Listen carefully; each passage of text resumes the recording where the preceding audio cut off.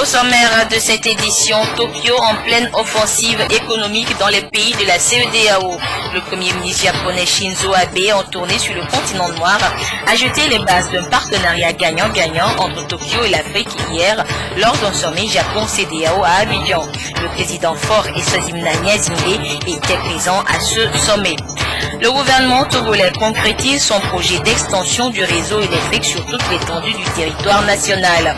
Le canton de Kouma, dans les plateaux, dispose depuis ce samedi de l'énergie électrique. Et puis la tension ne retombe toujours pas en Centrafrique après la démission hier du président de transition Michel Djotodia. Alors qu'il a regagné Cotonou pour son exil, au moins 6 personnes ont été tuées à Bangui et plusieurs scènes de pillage ont été signalées. C'était l'essentiel de cette édition. À toutes et à tous, bonsoir et merci de nous rejoindre pour le 20h sur la télévision togolaise. Le premier ministre japonais a entamé hier par la Côte d'Ivoire une tournée de 4 jours en Afrique. En marge de ses multiples activités en faveur des populations ivoiriennes, le chef du gouvernement japonais Shinzo Abe a pris part à un sommet Japon-CEDEAO, sommet auquel a pris part une dizaine de chefs d'État africains, dont le président togolais Faure et Ssebimina Gnassingbé. Tokyo a annoncé, entre autres, un plan d'investissement de plus de 10 milliards de dollars en 5 ans pour l'Afrique. Des précisions avec Pierre Susupo. Shinzo Abe, le premier ministre japonais, à Abidjan ce vendredi 10 janvier pour le sommet Japon-CEDEAO. 10 chefs d'État ouest-africains, dont le président togolais Faure Gnassingbé, ont répondu présents à ce rendez-vous. Principal sujet, la coopération entre le Japon et les 15 pays de l'espace communautaire. Lors de la 5e conférence internationale de Tokyo sur le développement de l'Afrique, TICAD, Tokyo avait pris l'engagement de soutenir la croissance africaine à travers une aide publique de 32 milliards de dollars sur les 5 prochaines années. Un peu plus de 6 mois après, le chef de gouvernement japonais est venu discuter des modalités de la mise en œuvre de cette promesse. Il s'agit désormais d'une ouverture totale à l'Afrique et à ses dirigeants. La mise en œuvre de ce projet d'aide bilatérale viendra alors renforcer l'excellence de la coopération entre non seulement le Togo et le Japon, mais aussi entre les autres pays de la CEDEAO et l'archipel nippon. Le Japon a déjà financé beaucoup de projets au Togo, en l'occurrence des projets d'approvisionnement en eau potable et assainissement, construction de centres de santé et des salles de classe, aide alimentaire et le financement de la réalisation de la cartographie numérique du Togo. En marge de ce sommet Japon-CEDEAO, le président de la République Faure Gnassingbé s'est entretenu en bilatéral avec Yayi Boni du Bénin et en séance un peu plus élargie avec Alassane Ouattara de la Côte d'Ivoire et Blaise Compaoré du Burkina Faso. Ils ont surtout discuté des sujets d'intérêt commun. À l'issue de la rencontre, un dîner a été offert par le président Ouattara à ses hôtes.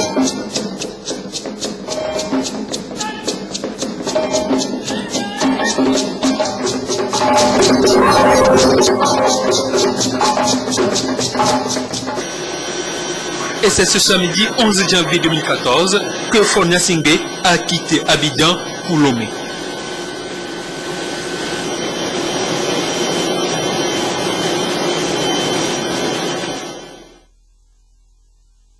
À noter que le premier ministre japonais a poursuivi sa tournée ce samedi au Mozambique. Je l'annonçais dans les titres, grand jour aujourd'hui dans le canton de Kouma, dans les plateaux au Togo. Le gouvernement togolais a tenu ses engagements en offrant de l'électricité au village de ce canton. La cérémonie officielle d'extension du réseau électrique avec Isidore Koubatine qui nous revient ce soir des hauteurs de Kouma.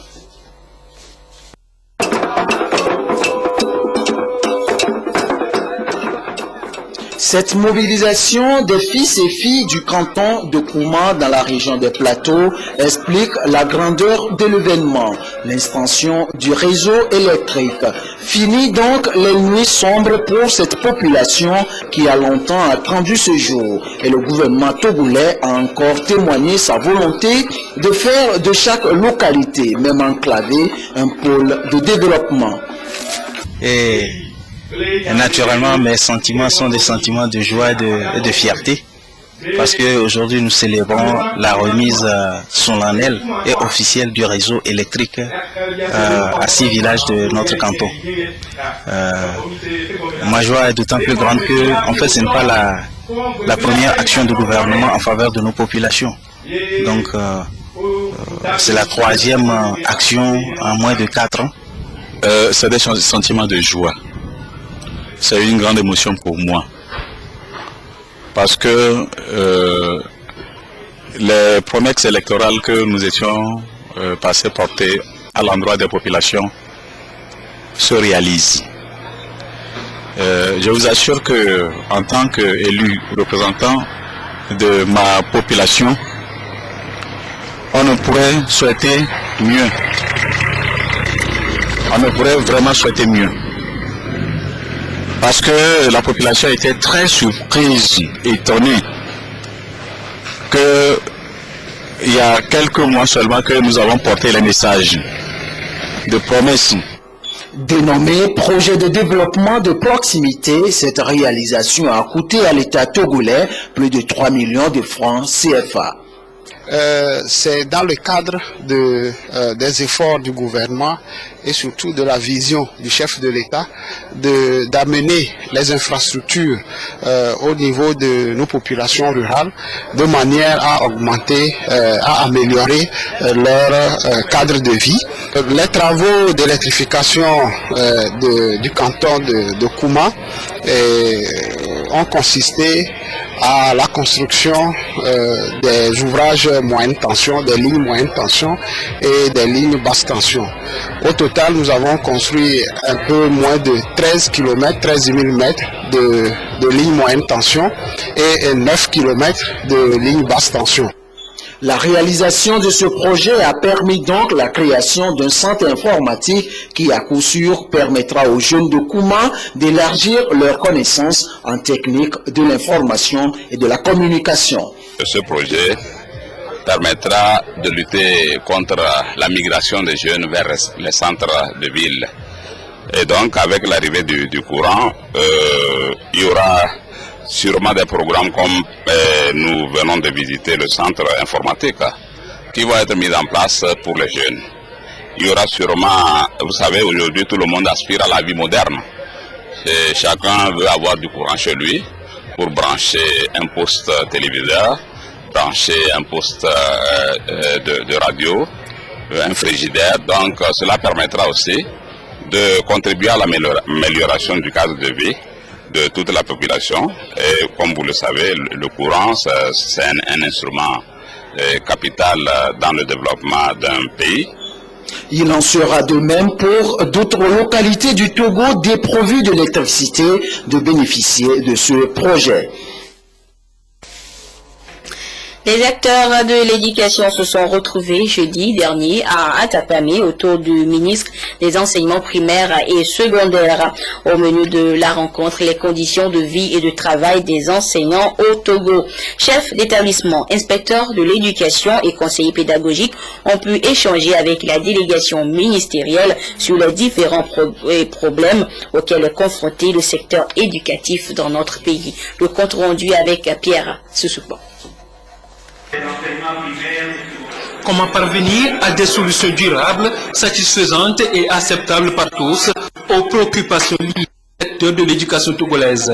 Sujet au centre de cette rencontre d'Atapamé où chefs d'établissement, enseignants, inspecteurs, syndicats des parents d'élèves et autres acteurs se sont donné rendez-vous pour échanger et analyser les différents problèmes qui minent le secteur.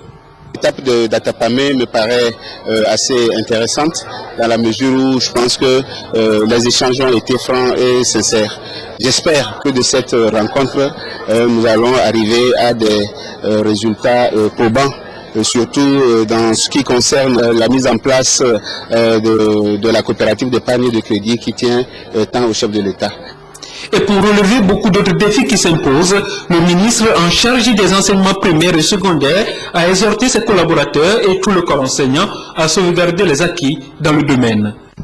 Il s'agit pour nous de prendre contact avec les structures décentralisées, de porter les informations sur ce qui est fait, ce qui est en train d'être fait et de solliciter l'adhésion des enseignants, notamment des responsables d'établissement, tout niveau confondu, pour que les projets qui sont dans le pipeline, pour que les approches de solutions que nous sommes en train de rechercher pour l'amélioration des conditions de vie et de travail des enseignants puissent être accueillis dans de bonnes conditions dans toutes les régions.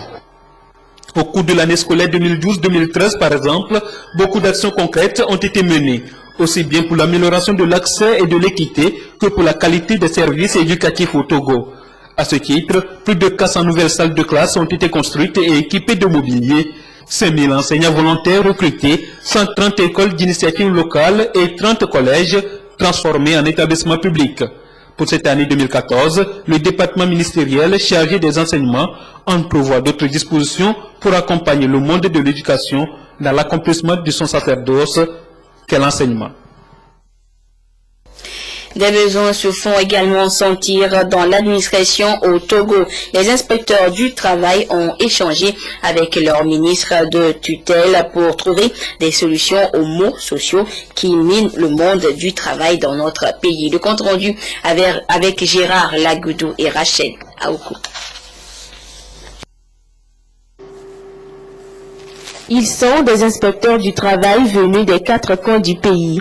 Cette rencontre avec le ministre du Travail, de l'Emploi et de la Sécurité sociale est une occasion pour ces serviteurs du public d'évoquer les sujets d'intérêt général liés à leur profession. Les préoccupations essentielles des inspecteurs du travail, et au cours de cette rencontre avec le ministre aujourd'hui, ont porté sur une rencontre annuelle des inspecteurs du travail pour harmoniser l'application et la pratique des tests dans les entreprises. Vous n'êtes pas sans savoir que généralement, il y a des noms dits dans les tests, ou bien parfois on a besoin d'interpréter les tests. Mais il y a autant d'inspecteurs, autant d'interprétations. Donc il faut qu'on harmonise pour que dans tout le pays, qu'on parle le même langage. Que le travail soit fait dans de bonnes conditions, il faut vraiment que ce corps soit doté d'un statut particulier. Donc nous pensons qu'il faut revenir là-dessus. Selon le ministre du Travail, de l'Emploi et de la Sécurité sociale, ces préoccupations feront l'objet d'études afin d'améliorer la performance du secteur de l'inspection du travail au Togo. La rencontre de ce matin a pour objectif de réunir tous les acteurs du terrain de notre département, de les écouter. Tous les problèmes qui seront soulevés seront organisés, seront catégorisés, seront classés. Et ensemble, nous verrons quelles solutions nous pourrions apporter aux problèmes. Première du genre, cette rencontre se veut une méthode d'approche participative pour résoudre les questions qui entravent le secteur de l'inspection du travail au Togo. Le Togo disposera bientôt d'un code foncier qui permettra aux citoyens d'accéder librement à la terre. Une rencontre s'est tenue à cet effet cette semaine à Dapaon. Elle a réuni les préfets de la région et les autres acteurs à la base impliqués pour l'élaboration de cet avant-projet de code. Le compte rendu avec Désiré Aloy. Face à l'ampleur de l'insécurité foncière qui règne au Togo, le gouvernement s'attelle à prendre des dispositions. La rencontre de Dapaon s'inscrit alors dans la continuité de nombreuses actions engagées pour réduire la pauvreté et offrir à l'ensemble des Togolais un maximum de garanties et de sécurité dans les différentes opérations foncières. Un avant-projet de code foncier à cet effet élaboré et soumis à l'appréciation des différents acteurs impliqués dans la région des Savanes, tout comme dans les autres régions du Togo, précise les caractères, l'objet, le champ d'application et le régime foncier. Par, à l'occurrence, le décret de 1906, de 1945 et autres qui régissent le domaine foncier. Et les juges n'ont pas d'instruments juridiques efficaces pour pouvoir donner une solution définitive aux problèmes fonciers qui naissent. C'est pourquoi, sur l'instruction du chef de l'État, nous avons amorcé le processus en vue de doter notre pays d'un code foncier national. C'est avec la population de la base que les experts ont travaillé pour poser la problématique du foncier. Il est normal que nous revenions vers cette population de base pour nous assurer qu'effectivement leurs observations, leurs préoccupations et leurs suggestions ont été prises en compte. Dans cet avant-projet de code, des solutions techniques et juridiques sont proposées pour une bonne gouvernance foncière. Au-delà des différentes institutions à réformer, les règles d'aménagement à améliorer, les règles gouvernant l'appropriation par l'État et les collectivités territoriales des terres, au fond, le but visé par les techniciens est de proposer un avant-projet de code qui soit moderne et facile d'accès tant pour les ruraux que pour les urbains. Faire en sorte que la gouvernance foncière de notre pays soit bien structurée afin que la paix sociale et le développement puissent être durables. Le ministre Fiatouo Koyo Sesenou a recommandé au comité de pilotage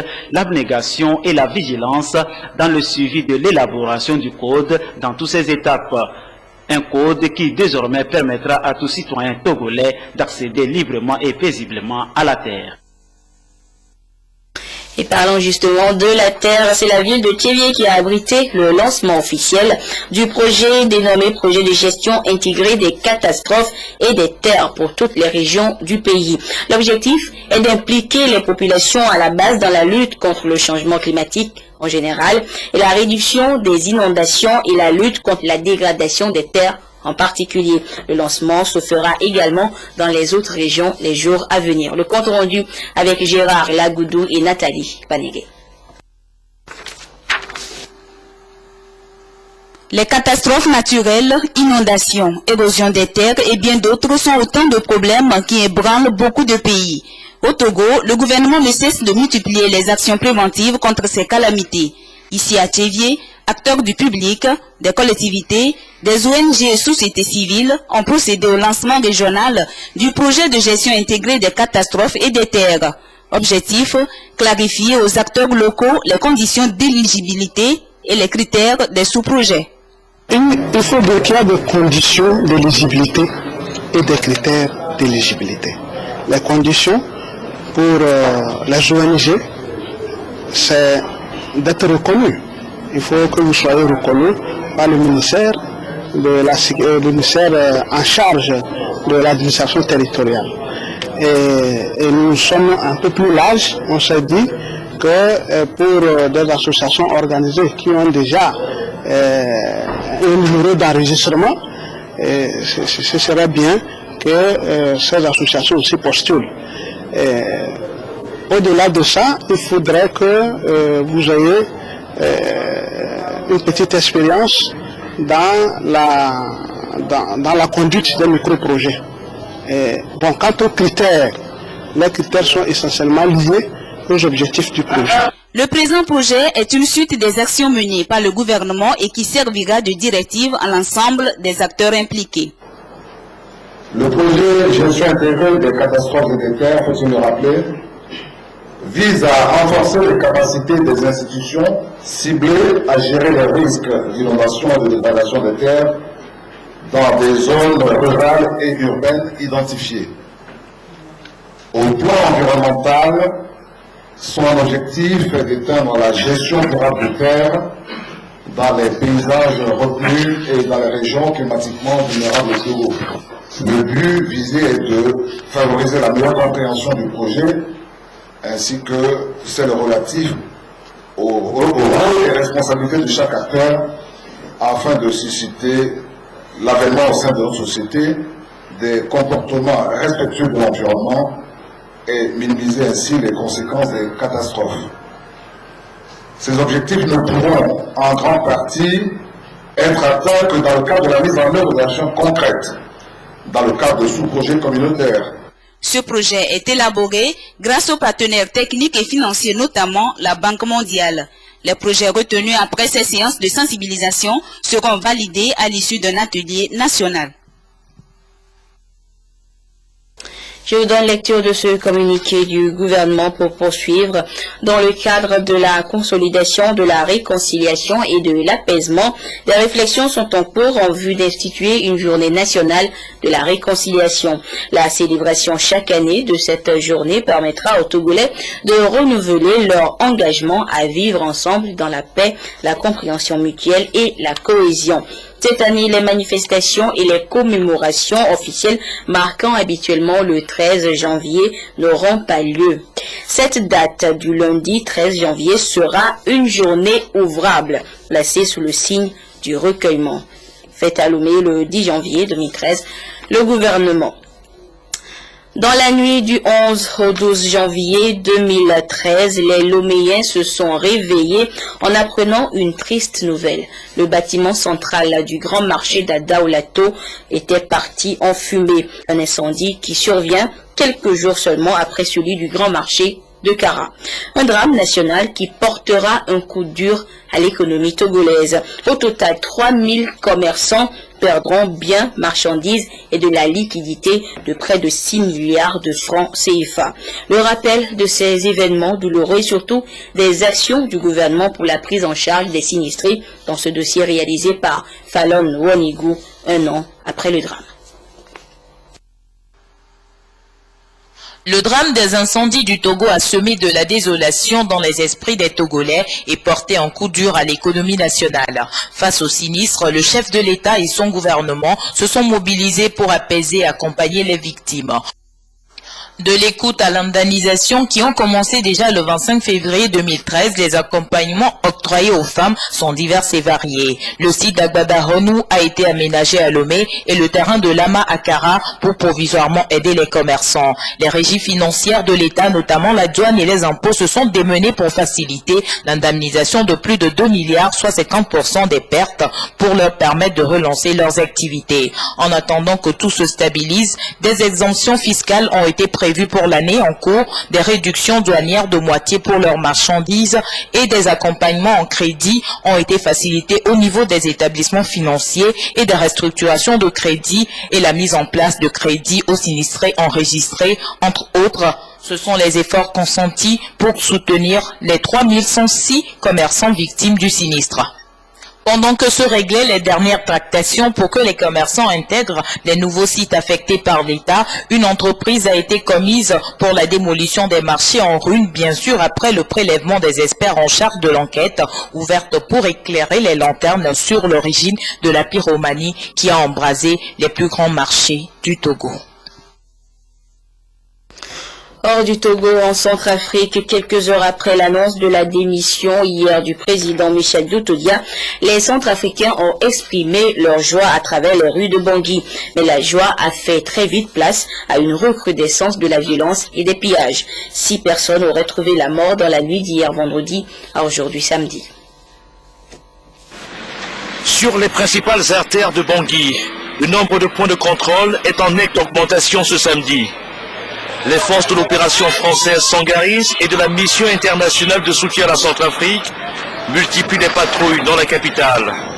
Objectif, tenter de ramener le calme dans une ville en proie à de très nombreux pillages, 24 heures après la démission du président de la transition Michel Doutodia et du Premier ministre Nicolas Tchongaï. Dans ce quartier, des chrétiens dévalisent les maisons des officiers supérieurs de l'ex-Séléka, proches du président démissionnaire. Ça, c'est la maison d'une colonel, un colonel de Séléka, ouais. Qu'est-ce que vous faites là? On est en train de piller des choses. Pour tenter de canaliser la situation, les soldats de la MISCA ont ouvert le feu ce samedi matin, faisant un mort parmi les pillards, ce qui porte à au moins 4 le nombre de personnes tuées par balle à Bangui depuis l'annonce de la démission de Michel Doutodia. Il y a un général qui est là-bas, il est bien armé. Il est en train de jeter les grenades dans le quartier partout. Il y a trop d'armes partout, toutes les civils. Le départ de Michel Doutodia et de Nicolas Tchongaï du pouvoir est loin de régler la crise centrafricaine. Le niveau de haine entre chrétiens et musulmans est tellement élevé que la cohabitation entre les deux communautés semble aujourd'hui extrêmement difficile. Quand Doutoudi a pris le pouvoir, il a massacré des chrétiens, il a amené des discordes, il a amené l'esprit de discrimination entre les musulmans et les chrétiens. La Séléka a mis tout en déroute. On ne peut pas accepter à ce que la Séléka revienne encore poser une condition. Les conditions que les Séléka vont poser, c'est seulement de déposer les armes. Le président du Conseil national de transition, Parlement provisoire centrafricain, est rentré ce samedi après-midi à Bangui, en provenance d'une N'Djamena au Tchad. Alexandre Ferdinand Guendé doit assurer l'intérim du chef de l'État pour une durée maximale de 15 jours. C'est à lui qu'incombe la charge d'organiser l'élection du successeur du président démissionnaire, Michel Diotodia. Et à noter que le président démissionnaire Michel Diotodia a choisi le Bénin comme pays d'exil. Plongé dans le coma depuis 8 ans, l'ancien premier ministre israélien Ariel Sharon s'est éteint ce samedi à 85 ans, alors que Benjamin Netanyahou a affirmé que sa mémoire serait à jamais dans le cœur de la nation israélienne. Le porte-parole du Fatah palestinien a lui parlé d'un criminel ayant échappé à la justice internationale. Après une attaque cérébrale en 2006, Ariel Sharon était maintenu dans un coma artificiel sur demande de sa famille. Retour chez nous au Togo, la Banque ouest-africaine de développement BOAD apporte un concours de 3,5 milliards de francs CFA à la société Chain Hotel Cotonou, un financement partiel du projet de construction de Noun Cotonou, un hôtel 4 étoiles. Les documents de contrat de prêt ont été signés hier entre les deux institutions. Le compte rendu avec Christine Péchekialoudé. Paraphe de documents et échanges à la Banque ouest africaine de développement BOAD qui met ainsi à la disposition de la société Chain Hotel Cotonou, filiale du groupe Telium International, un montant de 3,5 milliards de francs CFA. Ces fonds serviront à la construction d'un hôtel 4 étoiles, ceci pour renforcer le parc hôtelier du Bénin. Donc ce financement de 3,5 milliards est donc une partie non négligeable du budget global de 12 milliards que constitue cet investissement. Donc ce financement est principalement destiné au financement de la phase de construction et de grosses œuvres. Nous avons lancé successivement en 2011 et en 2013 des études de marché qui confirment donc que le Bénin est une place touristique de futur et aussi une place de réunion d'affaires.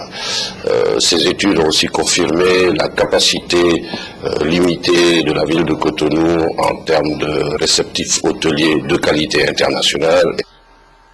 En apportant son concours à la réalisation de ce projet, la BOAD confirme ainsi sa volonté de participer davantage au développement de l'hôtellerie dans ses États membres. Par ce acte, notre institution manifeste sa volonté de soutenir le développement économique et social de ses États membres et de contribuer à la promotion d'un secteur privé moderne, jouant pleinement son rôle de moteur de la croissance des économies de ces États. Le soutien de la Banque confirme également sa détermination à œuvrer davantage dans le secteur de l'hôtellerie, secteur qui présente de grandes opportunités, mais qui est confronté dans notre sous-région à de grands défis, non seulement en termes de capacité d'accueil, mais aussi en termes de standing des réceptifs. Le délai de réalisation de cette infrastructure hôtelière est prévu pour le premier semestre 2015 dans le compte du groupe NOUM qui projette s'installer dans 16 pays africains. Art plastique à présent depuis jeudi, la collection d'œuvres d'art constituée depuis des décennies par l'ancien premier ministre togolais Edem Kodjo est exposée au centre des expositions et foires de Lomé. L'intime, c'est le nom de cette exposition de 83 œuvres de 40 artistes africains dont le togolais Paul Aïe. Le compte rendu avec Edem se soutient. Cette exposition de Edem Kodjo, dénommée l'Intime, est une collection de 83 objets d'art soigneusement peints et sculptés par des artistes togolais, mais aussi d'Afrique et d'ailleurs. On trouve dans la collection de l'art ancien, moderne et contemporain. Une belle place est faite aux artistes togolais les plus talentueux de ces 50 dernières années, notamment Paul Aïe. L'intime est composé d'œuvres de peinture, de dessins, de sculptures, de lithographie, de gravures, de céramique, d'artisanat d'art, de petite, moyenne et grande taille. C'est simplement du beau. Et c'est pour nous un grand plaisir d'assister à ce vernissage. Et nous allons de merveillement en merveillement parce qu'il y a certains tableaux que nous ne connaissions pas. On connaît bien ce qui a toujours voulu bien nous montrer, mais on voit bien qu'il y a des trésors cachés. On voit des œuvres très anciennes, des œuvres de Paul Haï, des œuvres du père Agboli. Donc moi j'ai été surpris de voir toutes ces œuvres-là. La seule chose que je dirais aussi, c'est de faire en sorte que cet exemple soit suivi. Edem Kodjo, très tôt, a eu un amour, une passion pour l'art. Depuis les bancs de l'université, cet homme public a su distinguer les tableaux. Le tout premier date de 1967. L'intime parce que c'était quelque chose qui m'appartenait. Si vous ne m'approchez pas, vous ne voyez pas, vous ne savez pas. Du reste, les commissaires de l'opposition, Kossi Assou et Cham, ne m'ont connu que lorsque ils sont venus chez moi. Je vais de découverte en découverte. Et je découvre que nous avons des hommes de qualité en ce qui concerne les arts. Vraiment. Ils ne sont pas connus peut-être de vous. Ils sont connus peut-être même souvent à l'extérieur. Un tableau, c'est à peu près comme une femme. On l'aime ou on ne l'aime pas. Et j'avoue que on ne peut pas décrire ce genre d'émotion. On ne peut pas. Des fois, j'entends des gens qui se mettent devant un tableau et disent mais qu'est-ce que l'auteur a voulu dire? Je ne comprends rien à ce tableau. Soit, mais des fois, on n'a pas besoin de savoir ce qu'il a voulu dire. Il faut tout simplement se mettre devant et éprouver des sensations et des émotions. C'est comme ça que procèdent les vrais collectionneurs. Des émotions, des sensations. Ouverte gratuitement au public pendant pratiquement 15 jours sur le site de la Foire Togo 2000, cette exposition offre une occasion exceptionnelle de rencontre. L'on pense à une valorisation de ce secteur et de perspectives nouvelles pour l'art togolais.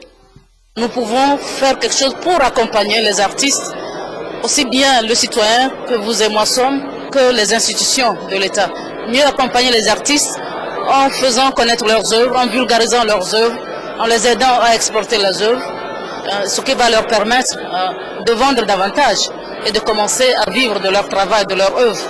Le gouvernement, pour sa part, avec le Fonds d'aide à la culture, a commencé à offrir des conditions pour mieux accompagner les artistes. Ces tableaux, qu'ils viennent de la Côte d'Ivoire, de l'Éthiopie, de la République tchèque, de la France ou du Togo, retracent la vie dans sa diversité. L'intime est donc en définitive une exposition professionnelle de grande envergure. Ici, on la qualifie de la plus importante au Togo. Et l'histoire de l'art du XXIe siècle la retiendra comme telle. Je vous redonne lecture de ce communiqué du gouvernement dans le cadre de la consolidation, de la réconciliation et de l'apaisement. Des réflexions sont en cours en vue d'instituer une journée nationale de la réconciliation. La célébration chaque année de cette journée permettra aux Togolais de renouveler leur engagement à vivre ensemble dans la paix, la compréhension mutuelle et la cohésion. Cette année, les manifestations et les commémorations officielles marquant habituellement le 13 janvier n'auront pas lieu. La journée de lundi 13 janvier 2014 sera donc une journée ouvrable placée sous le signe du recueillement. Voilà, ainsi se referme ce journal. Mais avant de vous quitter, je vous en rappelle les titres.